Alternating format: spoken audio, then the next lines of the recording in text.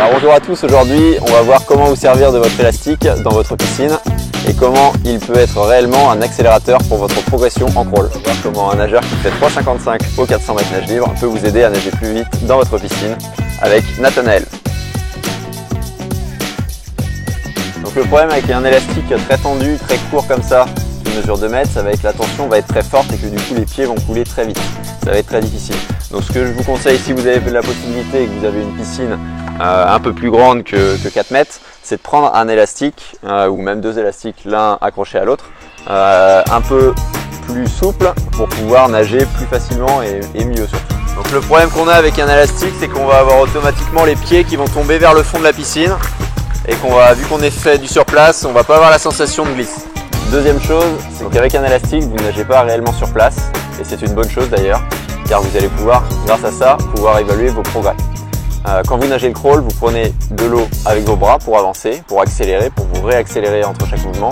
Et ensuite, quel que soit votre niveau, quelle que soit votre vitesse de nage, vous êtes ensuite freiné, donc vous décélérez. Donc c'est une succession d'accélération et de décélération. Donc c'est grâce à ça qu'on va pouvoir s'évaluer et progresser avec votre élastique dans votre piscine. Alors sur quoi vous allez pouvoir progresser? Sur le travail musculaire, donc l'accélération du trajet sous-marin. Vous allez pouvoir ensuite, après avoir pris de l'eau, l'accélérer le plus fortement possible de manière de plus en plus rapide. Vous pouvez le voir sur ce court extrait avec Yann Thorpe. Il tire l'eau en 3 à 4 dixièmes de seconde, ce qui est extrêmement rapide et ce qui lui permet de se propulser très rapidement vers l'avant. Donc on va travailler là-dessus. C'est un des points les plus importants pour progresser efficacement et rapidement en crawl. Comment vous allez pouvoir le faire? En mettant un repère au fond du bassin, voire plusieurs repères. Plus vous allez loin, plus vous allez progresser. Attention, il faut bien travailler à fréquence basse pour pouvoir prendre de l'eau et avoir le temps de l'accélérer, en accélérant l'eau le plus fortement possible. C'est un peu comme faire le moins de mouvements possible quand on nage en bassin de 25 mètres sur une longueur. L'idéal pour progresser étant de travailler avec un élastique à sec pour accélérer le trajet sous-marin le mieux possible et de le remettre tout de suite dans l'eau.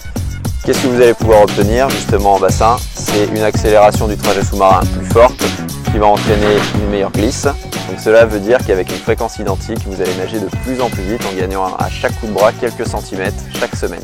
Si vous avez aimé cette vidéo, je vous invite à consulter le plan d'entraînement que nous avons réalisé à Sec.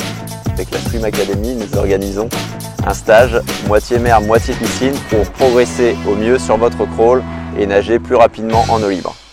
N'hésitez pas, abonnez-vous, likez la vidéo et sur ce, on se retrouve bientôt. Allez, ciao!